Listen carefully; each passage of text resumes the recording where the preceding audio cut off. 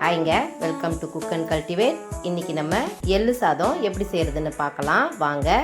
ஒரு பேன் எடுத்துப்போம். அந்த பேனில் எண்ணெய் விடாமல் வெறும் பேனில் உளுத்தம்பருப்பு, கடலைப்பருப்பு, 3 காஞ்ச மிளகா, 1 ஸ்பூன் மிளகு, கொஞ்சம் சீரகம் அப்படியே நம்ம வறுத்து வச்சுக்கலாம்.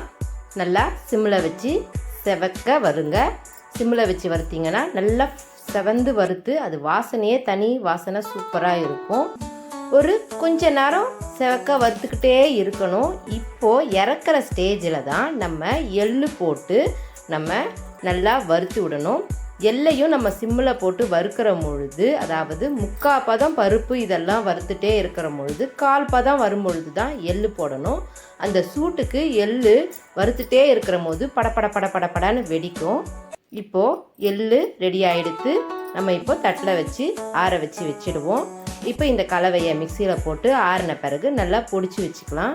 இப்போ அதே பேன்லேயே நல்லெண்ணெய் விட்டுட்டு கடுகு தாளிப்பு போட்டுப்போம்.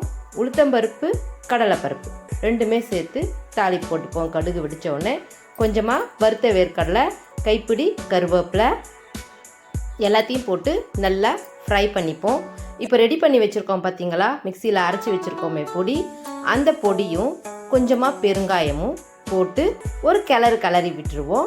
இந்த சாதம் செய்யறதுக்கு தேவையான சால்ட் உப்பு, இவ்வளோ சாதம் போடுறோமோ அதுக்கேற்ற அளவு சால்ட் உப்பு போட்டு ஒரு பெரட்டிட்டு உதிராக வடித்து வச்சுருக்கிற சாதத்தை நம்ம போட்டு மெல்ல அந்த சாதத்துக்கு வலிக்காத மாதிரி நம்ம மெதுவாக கிளறி விடணும். அப்போது உதிராக இருக்கும் பாருங்கள். அந்த சாதம் சாப்பிட்றச்சி அவ்வளோ டேஸ்ட்டாக இருக்கும். நான் சாமிக்கு நைவேத்தியத்துக்காக செய்தேன்.